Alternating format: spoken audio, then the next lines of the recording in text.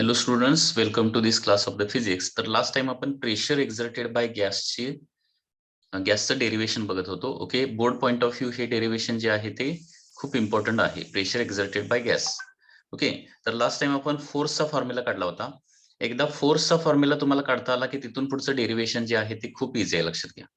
Okay, force काढायचं, force divided by area केलं की तुम्हाला प्रेशर मिळणार आहे.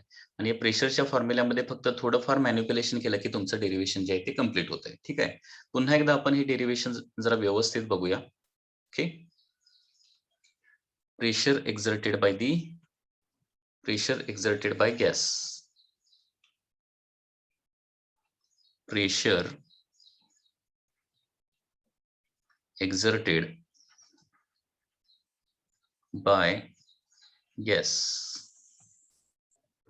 Exerted by gas. ओके, हे डेरिवेशन आता आपल्याला बघायचं आहे. तर त्याच्यासाठी काय करणार आहे, आपण एक क्युबिकल कंटेनर इथं ऍझ्युम करणार आहे. Okay, so this is a cubical container, cube shape container आहे. ओके, लाईक दिस, ज्याचे प्रत्येक साइड जी आहे ती इक्वल टू एल आहे. Each side is equal to L. So this is a cubical container की ज्याच्या एजेस जे आहेत त्या काय आहेत, along x, y and z axis आहेत. क्युबिकल कंटेनरच्या एजेस जे आहेत ते कुठल्या ऍक्सिसला आहेत, along x y z axis. Okay, so this is the origin. तर बघा, consider a cubical container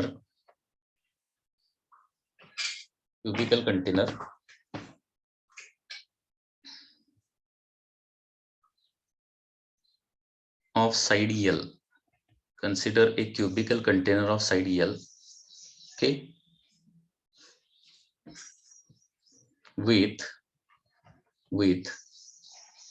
axis x, y and z along edges of cube. Okay, एक क्युबिकल कंटेनर कन्सिडर केलेला आहे ज्याची साइड एल आहे आणि ऍक्सिस एक्स वाय झेड जे आहे ते अलॉंग द काय आहेत, एजेस ऑफ द क्यूब आहे. ओके,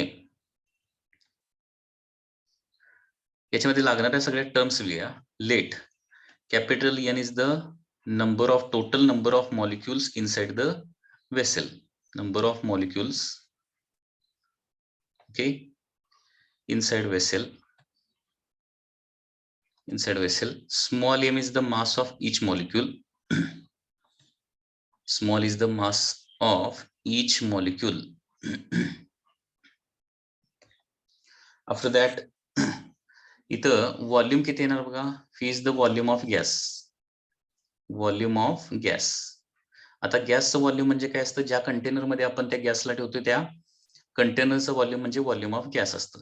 तर व्हॉल्यूम ऑफ गॅस येणार आहे एल क्यूब येणार, बरोबर ना. व्हॉल्यूम ऑफ गॅस म्हणजे किती येणार आहे, हे फी म्हणजे कॅपिटल व्ही आहे. That is volume of gas is equal to कंटेनरचं volume. Okay, that is equal to L cube. After that density rho is the काय असणार आहे, डेन्सिटी ऑफ गॅस असणार आहे. Density of gas. आता density कसं काढतोय आपण, total mass divided by total volume करतोय. ओके, आता टोटल मास किती येणार आहे, कॅपिटल एन इंटू एम येणार, कारण एका मॉलिक्युलचा मास आहे स्मॉल एम आणि असे किती मॉलिक्युल्स आहेत, एन मॉलिक्युल्स, म्हणजे टोटल मास किती येणार आहे, एन इंटू एम येणार. ओके, कारण गॅसचं मास जे आहे ते कोण फॉर्म करणार आहेत, मॉलिक्युल्स फॉर्म करणार आहेत, डिवायडेड बाय फी किंवा N into M divided by phi म्हणजेच काय, L cube. So this is the formula for density of the gas. ठीक आहे, आता या गॅसचा आपण एक मॉलिक्यूल कन्सिडर करूया. Okay, so this is molecule number 1 की ज्याचं मास एम आहे and it is travelling with certain velocity. Okay, with component along the X axis is Vx1. म्हणजे मॉलिक्यूल जे आहेत ते कुठल्याही डायरेक्शन मूव्ह करू शकतात आणि त्या व्हेलॉसिटीचे काय असणार आहेत, x y and Z direction काहीतरी कंपोनेंट असणार आहे. ओके, तर मॉलिक्यूल आपण 1 कन्सिडर करतोय की ज्याची एक्स डायरेक्शन व्हेलॉसिटी किती आहे, Vx1 आहे. ओके, बघा consider a molecule 1 moving with speed Vx1, okay, in positive x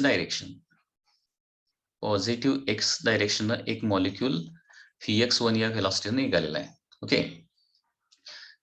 इथं मॉलिक्यूल 1 दिसतोय, त्याचं मास m आहे आणि त्याची व्हेलॉसिटी किती आहे Vx1 आहे. ओके, आता हा जो मॉलिक्यूल आहे ना तो in the positive x direction move करणार आणि फायनली कुठं आदळणार आहे, हा समोरचा यस हा जो सरफेस आहे त्या सरफेसवर जाऊन आदळणार आहे. Okay, so consider A molecule 1 moving with speed Vx1, okay, in positive x direction. Okay, तर आता यस सरफेसवर जाऊन कोलाइड होणार. आता कोलिजनच्या अगोदर त्याचं मोमेंटम किती असणार बघा, तर मोमेंटम बिफोर कोलिजन कडे यायचं. मोमेंटम म्हणजे काय असतं, मास इंटू व्हेलॉसिटी असतं. त्याला पी इनिशियल असं म्हणतो. P initial is equal to काय येणार आहे, एम इंटू Vx1, हे काय असणार आहे, इनिशियल मोमेंटम असणार आहे. आता हा मॉलिक्यूल यस या सरफेसवर आदळणार आणि ज्या स्पीडनं आदळणार त्या स्पीडनं काय होणार आहे, रिबाउंड होणार आहे. कारण आपण ऍझम्पशन्स ऑफ केटीजी मध्ये बघितलेलं आहे की कोलिजन हे परफेक्टली इलॅस्टिक असतात. कोलिजन परफेक्टली इलॅस्टिक म्हणजे काय होतं, तिथं कुठलाही कायनेटिक एनर्जीचा लॉस होत नाही. म्हणजे ज्या स्पीडनं मॉलिक्यूल यस सरफेसवर आदळणार त्याच स्पीडनं काय होणार आहे, तो रिबाउंड होणार आहे. ओके, आता काय होणार आहे, molecule 1 collide on surface S and rebound with same speed.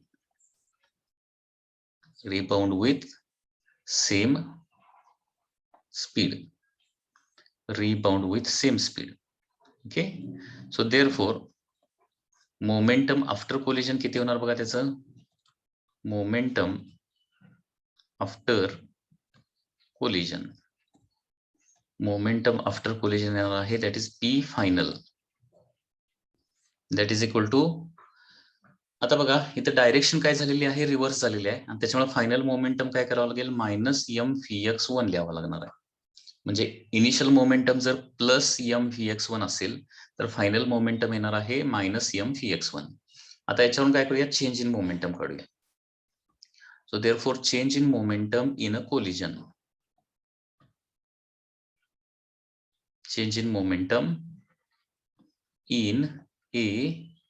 Collision,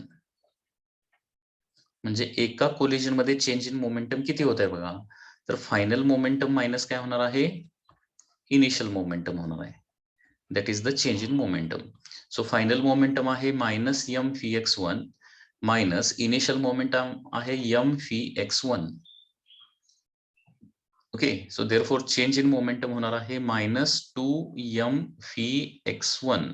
okay, so this is the change in momentum in a single collision. म्हणजे एक कोलिजन झालं तर काय होणार आहे, एवढं चेंज इन मोमेंटम होणार आहे. हे कुणाचं चेंज इन मोमेंटम असणार आहे, त्या मॉलिक्युलचं. आता इथं मायनस साइन आलेला आहे, बरोबर. या मायनस साइनचा मिनिंग काय होतो, momentum is lost by the molecule. Okay, हे बघा, minus sign indicates that momentum is lost by molecule. Okay, आता मॉलिक्यूल मोमेंटम लूज करणार आहे, मग मोमेंटम गेन कोण करणार आहे, हा सरफेस यस किंवा कंटेनरची wall. Okay, minus sign indicates that momentum is lost by molecule and same momentum is gained by wall असणार आहे. तेवढंच मोमेंटम वॉल काय करणार आहे, गेन करणार आहे. अँड देअरफॉर आपण इथं असं लिहू शकतो,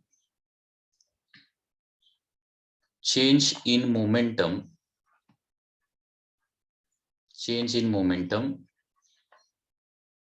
okay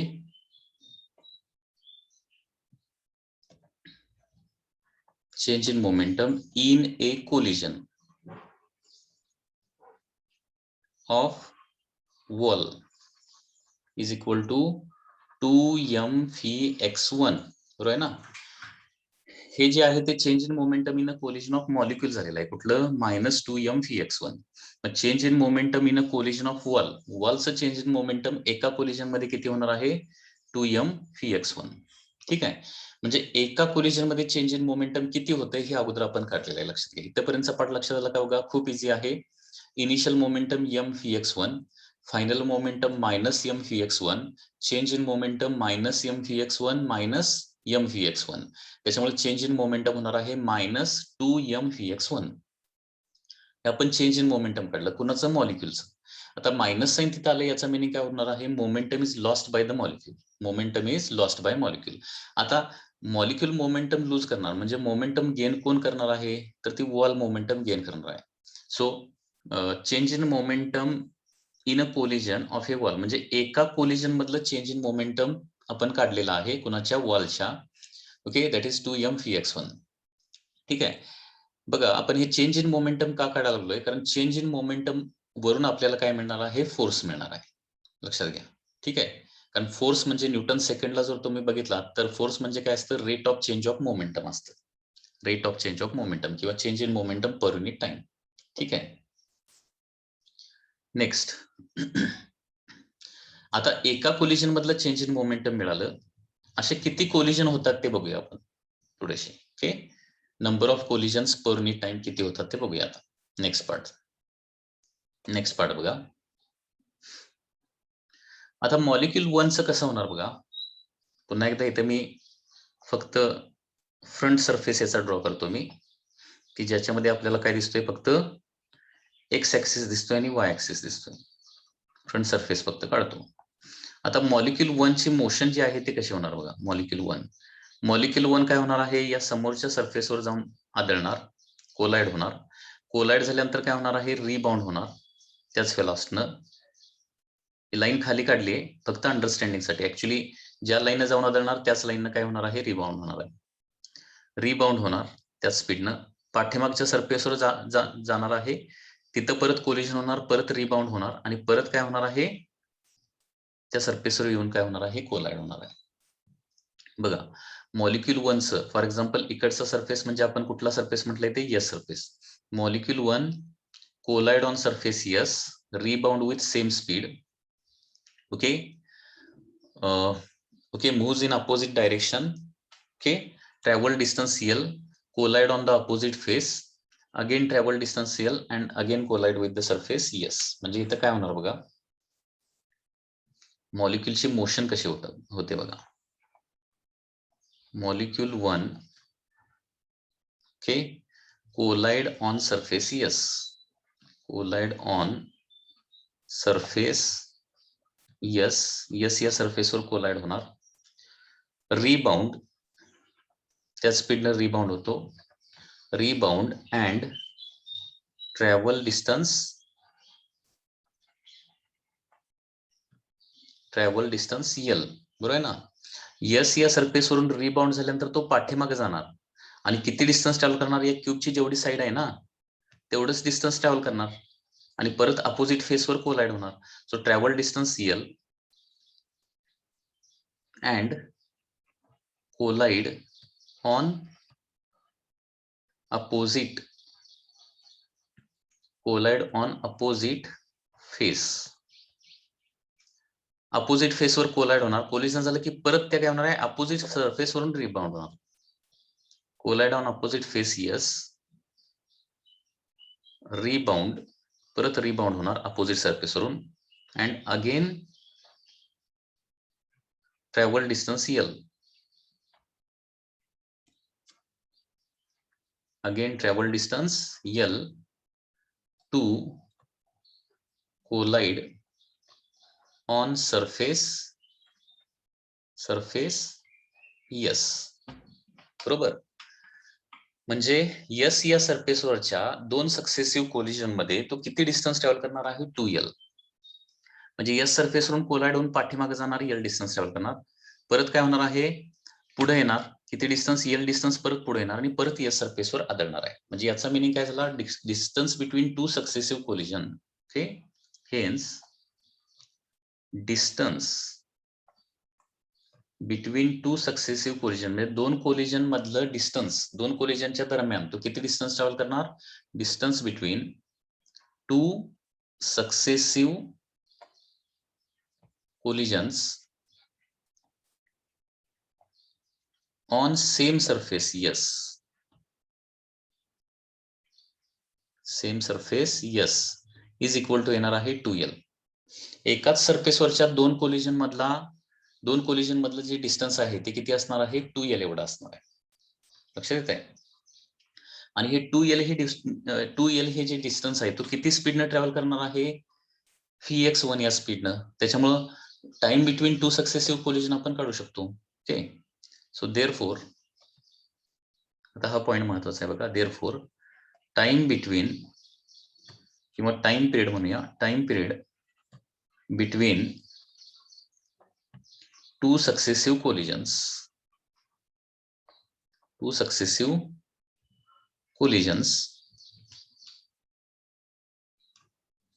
time period between two successive collisions is equal to काय येणार आहे, टाइम पिरियड म्हणजे काय असतं, डिस्टन्स डिवायडेड बाय स्पीड असतं. Speed is equal to distance divided by time ना, स्पीड म्हणजे distance divided by time. So time is equal to distance divided by the speed. किती डिस्टन्स ट्रॅव्हल करायचं आहे त्याला 2 आणि किती 2L, किती स्पीडनं, Vx1 स्पीडनं. तर हा येणार आहे time period between two successive collision. आता टाइम पिरियड मिळाला, त्याच्यावरून फ्रिक्वेन्सी काढूया.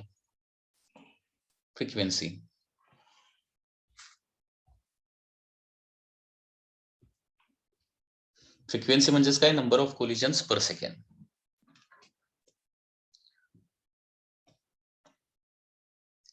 Therefore, number of collisions per unit time म्हणजे काय येणार आहे, that is Vx1 divided by 2L. हे कसं आलं, लक्षात आलं का बघा. हे बघा, number of collision per unit time म्हणजे फ्रिक्वेन्सी म्हणजे काय असतं, 1/टाइम पिरियड असतं. आपला टाइम पिरियड किती आला, 2L/Vx1 आला ना. तर याचा रेसिप्रोकल Vx1 by 2L, कारण हे रिलेशन तुम्हाला माहित पाहिजे की फ्रिक्वेन्सी इज इक्वल टू 1/टाइम पिरियड असतं. मग टाइम पिरियड जर काय आला, 2L डिवायडेड बाय Vx1 आला, तर फ्रिक्वेन्सी काय येणार आहे, Vx1 by 2L. आणि फ्रिक्वेन्सी म्हणजेच काय, number of collisions per unit time. ठीक आहे. आता बघा, आपल्याला दोन गोष्टी मिळालेल्या आहेत. एका कोलिजन मधलं चेंज इन मोमेंटम मिळालं आणि पर युनिट टाइम असे किती कोलिजन होत आहेत ते पण मिळालं. Okay, so therefore change in momentum per unit time काढूया याच्यावरून. Therefore now change in momentum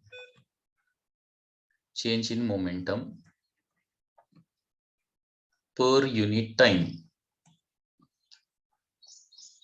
Change in momentum per unit time कसं मिळणार आहे बघा, change in momentum in a collision, change in momentum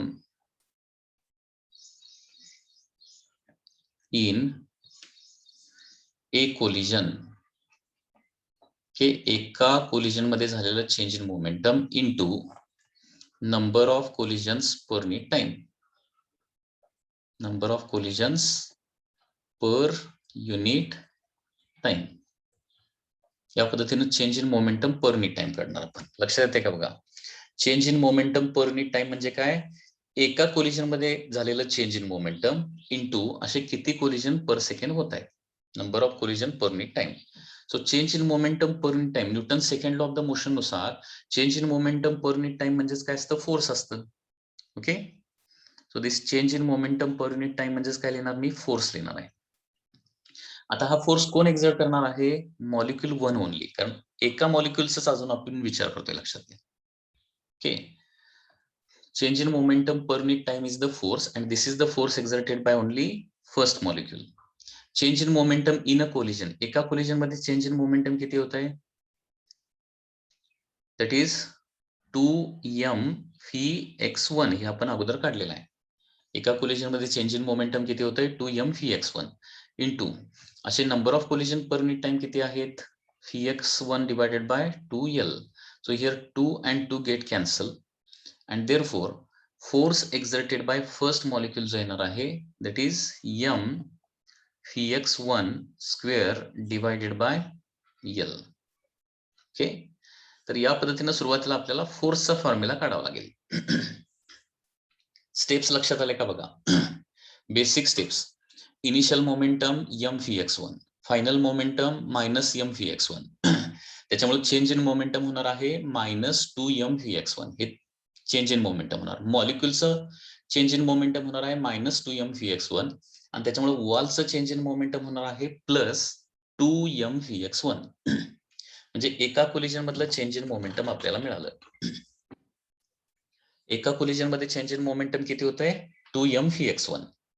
आता एका कोलिजनचं झालं, असे किती कोलिजन पर मिनिट टाइम होतात ते आपल्याला फाइंड आउट करावं लागेल. त्याच्यासाठी काय केलं, time period between two successive collision काढला. तर टाइम कसं काढणार, distance divided by speed. Okay, आता दोन कोलिजनच्या दरम्यान किती डिस्टन्स ट्रॅव्हल करतोय, 2L. दोन कोलिजनच्या दरम्यान किती डिस्टन्स ट्रॅव्हल करतोय, 2L एवढं डिस्टन्स ट्रॅव्हल करतोय. So distance divided by speed म्हणजे काय येणार आहे, टाइम पिरियड येणार. That is 2L divided by Vx1. मग टाइम पिरियड मिळाला की फ्रिक्वेन्सी कसं काढणार, फ्रिक्वेन्सी म्हणजेच काय, number of collision per minute time म्हणजे रेसिप्रोकल घ्यावा लागेल, Vx1 by 2L. आणि मग याच्यावरून आपल्याला मिळाला आता change in momentum per unit time म्हणजे change in momentum in a collision into number of collision per unit time. Okay, हे युनिट जरी ठेवून जरी तुम्ही बघितलं तर काय येणार आहे, change in momentum per unit time मिळणार आहे. आता change in momentum per unit time म्हणजेच काय असतं, फोर्स असतं. This is the force exerted by the first molecule. So change in momentum in a collision आहे 2m Vx1 into number of collision per minute time आहे Vx1 by 2L. आणि त्याच्यामुळे final formula आपल्याला मिळणार आहे that is force exerted by the first molecule is equal to m Vx1 square divided by L. आता हा एका मॉलिक्यूलचा force आला, असे किती मॉलिक्यूल्स आहेत, n मॉलिक्यूल्स आहेत. Okay, therefore total force by all molecule, total force by all molecules,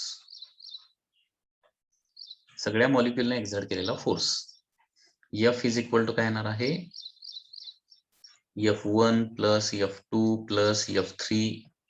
okay, up to काय होणार आहे, दिस इज Fn. कारण n मॉलिक्युल्स आहेत. आता सगळ्या F मध्ये कुठली term m by L common निघणार आहे आणि ब्रॅकेट मध्ये काय राहणार आहे, that is Vx1 square plus Vx2 square plus Vx3 square up to Vxn square राहणार आहे. So this is the total force by all molecules. Total force आला, द फोर्स वरून मग प्रेशर काढायचं. So therefore pressure exerted by all molecules, pressure exerted by all molecules, pressure exerted by all molecules. Pressure म्हणजे असतं force divided by area, म्हणजे force divided by area किती असणार आहे, L स्क्वेअर. ओके, व्हॉल्यूम येणार आहे L cube, तर area किती येणार आहे, L स्क्वेअर येणार आहे. आता फोर्सचा जो फॉर्म्युला आहे तो इथं प्लेस केला तर m divided by L divided by L square म्हणजे काय होणार आहे, प्रेशरचा फॉर्म्युला येणार आहे m divided by L cube होणार आहे. m divided by L cube, कारण या फोर्सला L स्क्वेअर ने डिवाइड करायचं म्हणजे ऑलरेडी तिथे एक L डिनॉमिनेटरला आहे, परत L स्क्वेअर आणि डिनॉमिनेटरला येणार म्हणजे L क्यूब होणार आहे. आणि in bracket Vx1 square plus Vx2 square plus Vx3 square up to काय होणार आहे, Vxn स्क्वेअर येणार आहे. आता बघा पुढची स्टेप, ही जी टर्म आहे ना ती मी रिप्लेस करणार आहे, ब्रॅकेट मधली टर्म. कशी रिप्लेस करणार, तर आता आपण मीन स्क्वेअर व्हेलॉसिटी बघितले ना, we know that mean square velocity, mean square velocity बघितली, आठवते का, मीन स्क्वेअर व्हेलॉसिटी म्हणजे स्क्वेअर्सचा मीन. स्क्वेअर्सचा मीन कसं काढतोय आपण, Vx स्क्वेअर बार, म्हणजे व्हेलॉसिटीचा स्क्वेअर करायचा, त्यांची ऍडिशन करायची आणि डिवायडेड बाय एन करायचं, म्हणजे मीन स्क्वेअर व्हेलॉसिटी मिळते. मीन स्क्वेअर व्हेलॉसिटी कसं करणार आहे, फी स्क्वेअर बार म्हणजे स्क्वेअरचा बार म्हणजे mean of square. Phi square bar कसं काढतोय आपण, phi x1 square plus phi x2 square plus phi x3 square up to phi xn square divided by काय करतोय, एन करतोय ना. मग एन LHS ला नेतो, त्याच्यामुळे N into phi x square bar is equal to काय येणार आहे, phi x1 square plus phi x2 square plus phi x3 square up to काय येणार आहे, फी xn स्क्वेअर, म्हणजे ही ब्रॅकेट मधली टर्म मिळाली. Suppose this is equation number 1 आणि this is equation number 2. So या दोन इक्वेशन वरून काय मिळणार आहे, so therefore pressure is equal to, therefore from equation 1 and 2 लिहूया. From equation 1 and 2, equation 1 and 2 वरून काय येणार आहे, pressure is equal to m by L cube as it is, आणि या स्क्वेअरच्या टर्म काढून काय टाकलेली आहे आपण, मीन स्क्वेअर व्हेलॉसिटी टाकलेली आहे. म्हणजे ती किती आली, n इंटू काय येणार आहे, फी एक्स स्क्वेअर बार येणार, फी एक्स स्क्वेअर बार येणार. लक्षात येते का बघा, हे डेरिव्हेशन थोडंसं लेंदी डेरिव्हेशन आहे, परंतु एक 2-3 वेळा प्रॅक्टिस केलं तर ते तुम्हाला इझी जाईल, जास्त अवघड जाणार नाही. Okay,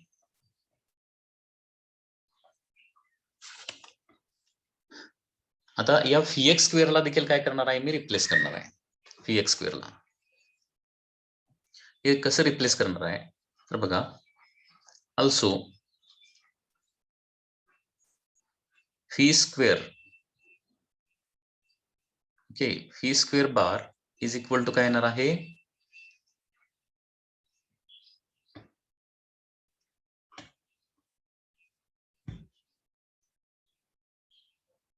phi square bar is equal to, next step बघा, phi square bar is equal to phi x square bar plus phi y square bar plus phi z square bar. Okay, हा कुठून formula आला, तर आपण magnitude of factor काढतो माहितीये का. Suppose AX AY AZ हे 3 कंपाऊंड असतील, तर ए म्हणजे काय करतोय, A is equal to AX square plus AY square plus AZ square करतोय ना स्क्वेअर रूट मध्ये, म्हणजे A square is equal to, म्हणजे हे मॅग्निट्यूड ऑफ फॅक्टरचा फॉर्म्युला आहे बघा. ओके, हे कुठून आलं ते तुम्हाला सांगतो. जर A bar is equal to AX I cap plus AY J cap plus AZ K cap असेल, तर काय येतं, A is equal to under root AX square plus AY square plus AZ square येतं, म्हणजे A square is equal to काय असतं, AX square plus AY square plus AZ square असतं.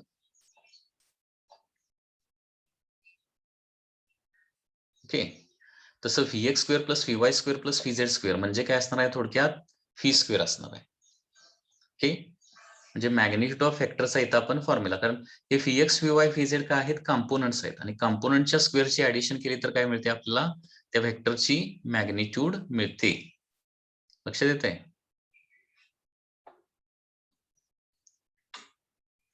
त्या व्हेक्टरची मॅग्निट्यूड मिळते आपल्याला. Also by symmetry,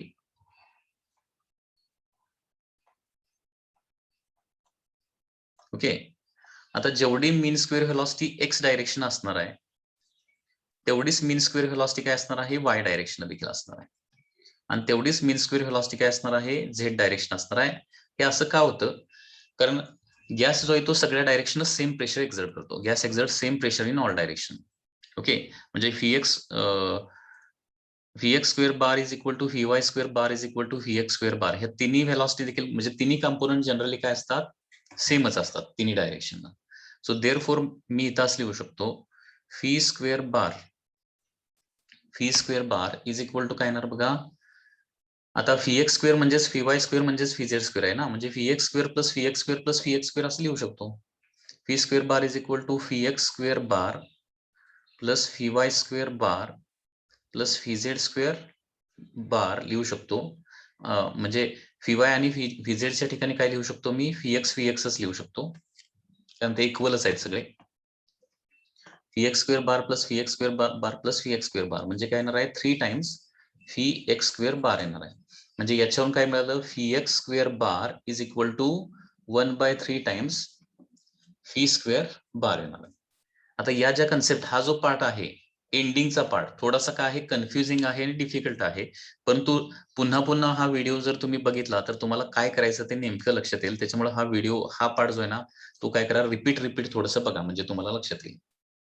okay so Vx square bar is equal to 1/3 times काय येणार आहे V स्क्वेअर बार येणार आहे. V square bar that is mean square velocity and therefore आता काय होणार बघा. So therefore so this is number 3 and suppose this is number 4. So from equation 3 and 4 equation 3 आणि 4 वरून काय येणार बघा प्रेशरचा फायनल फॉर्म्युला आपला येणार आहे आता m/l³ as it is n as it is आणि Vx स्क्वेअर बार जे येते ना ते किती येते Vx square bar is equal to काय आलेला आहे 1/3 V स्क्वेअर बार आलेला आहे 1/3 V square bar and therefore pressure is equal to 1/3 सुरुवातीला लिहितो त्याच्यानंतर mn divided by l³ okay mn divided by l³ into V square bar okay so this is the final formula for the pressure exerted by the gas. हा final formula लक्षात घ्या. एखाद्या गॅसने exert केलेल्या प्रेशरचा formula असतो लक्षात घ्या 1/3 m into n. m म्हणजे काय mass of each molecule. Small m म्हणजे प्रत्येक मॉलिक्यूलचा मास आहे. n म्हणजे total number of gas molecules. l³ म्हणजे काय असणार आहे त्या कंटेनरचं व्हॉल्यूम. ओके l³ म्हणजे इंटू काय येणार आहे mean square velocity. V square bar म्हणजे काय आहे V स्क्वेअर बार म्हणजे स्क्वेअरचा मीन आहे लक्षात घ्या. स्क्वेअरचा मीन काढलेला आहे आपण V स्क्वेअर बार किंवा हा फॉर्म्युला असा पण लिहू शकतो that is P is equal to 1/3 m into n divided by volume into V square bar. आता हे इथं व्हॉल्यूम आहे लक्षात घ्या. आता हे mn/v आपण मगाशी देखील बघितलं mn/v म्हणजे काय असतं मास डिवायडेड बाय व्हॉल्यूम असतं 1/3 मास बाय व्हॉल्यूम म्हणजे density into V square bar येणार आहे. ऑल्सो CRMS चा फॉर्म्युला तुम्हाला आठवत असेल रूट मीन स्क्वेअर स्पीडचा फॉर्म्युला. रूट मीन स्क्वेअर स्पीडचा फॉर्म्युला असतो under root of V square bar. Okay so that is त्याच्यावरून काय येणार आहे CRMS square. CRMS square is equal to काय येणार आहे V स्क्वेअर बार येणार आहे. CRMS स्क्वेअर कारण RMS व्हेलॉसिटी म्हणजे root of mean square velocity. Root of mean this is the mean square velocity ना. Root of mean square velocity म्हणजे CRMS येणार आहे. So CRMS square is equal to काय येणार आहे मीन स्क्वेअर व्हेलॉसिटी. म्हणजे प्रेशरचा हा देखील फॉर्म्युला येतो 1/3 रो इंटू CRMS स्क्वेअर. प्रेशरचा फॉर्म्युला आहे 1/3 रो इंटू CRMS स्क्वेअर. याच्यामधला एंडिंगचा पार्ट जो आहे ना तो थोडासा कन्फ्युजिंग आहे.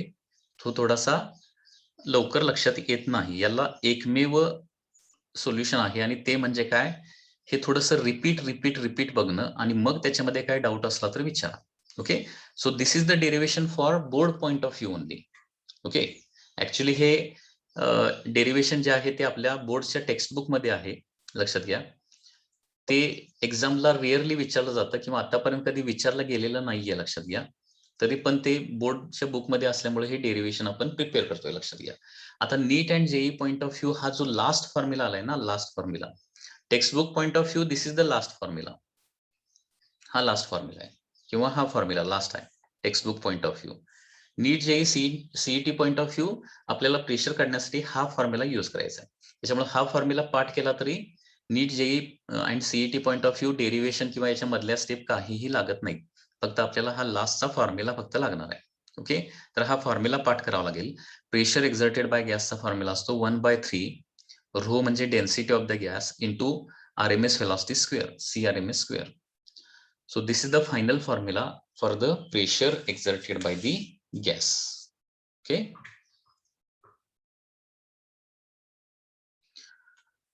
जस्ट रिकॅप करतो काय काय केलंय आपण याच्यामध्ये. ओके, डेरिव्हेशन इथून स्टार्ट झालेलं आहे, थोडंसं लेंदी डेरिव्हेशन आहे. तर सुरुवातीला आपण चेंज इन मोमेंटम काढलं, ते आलं -2m(v(x)1. तेवढंच चेंज इन मोमेंटम आपण वॉलचं घेतलं, दॅट इज 2m(v(x)1. हे एका कोलिजन मधलं चेंज इन मोमेंटम काढलं. त्याच्यानंतर 2 कोलिजन मधला डिस्टन्स काढलं. 2 कोलिजन मधलं डिस्टन्स येणार आहे 2l, बरोबर. आणि therefore time period between 2 successive collision येणार आहे 2l divided by v(x)1, time between 2 successive collisions. Okay, त्याच्यानंतर आपण number of collisions per unit time काढलेले आहेत. नंबर ऑफ कोलिजन म्हणजे याचा रेसिप्रोकल घेतला आणि या दोन्हीचं मल्टिप्लिकेशन केलं. म्हणजे या पद्धतीने change in momentum per unit time कसं मिळालं आपल्याला, change in momentum in a collision into number of collision per unit time. Okay, म्हणजे फोर्स आपल्याला मिळणार आहे 2m(v(x)1 into v(x)1 by 2l, म्हणजे force by the first molecule काढलेला आहे. एका मॉलिक्यूलमुळे क्रिएट झालेला फोर्स काढला आणि या सगळ्या फोर्सेसची काय केलेली आहे, म्हणजे टोटल फोर्स कसा काढला, total force is equal to force exerted by the all molecules. Okay, आणि फोर्स मिळाल्यानंतर आपण प्रेशरचा फॉर्म्युला कसा काढला, force divided by area. Okay, मग प्रेशरचा फॉर्म्युला इथं आलेला आहे m/l³ in bracket v(x)1² plus v(x)2² plus v(x)3² up to v(x)1² vxn². आणि याच्यामध्ये पुढे काय केलेलं आहे, मॅनिप्युलेशन केलेलं आहे. ओके, हा थोडासा व्हिडिओ रिपीटेडली बघा, म्हणजे तुम्हाला हे डेरिव्हेशन लक्षात येईल. पण NEET JEE and CET point of view तुम्हाला हा फॉर्म्युला पाठ करून ठेवायचा आहे. Pressure is equal to 1/3 rho CRMA².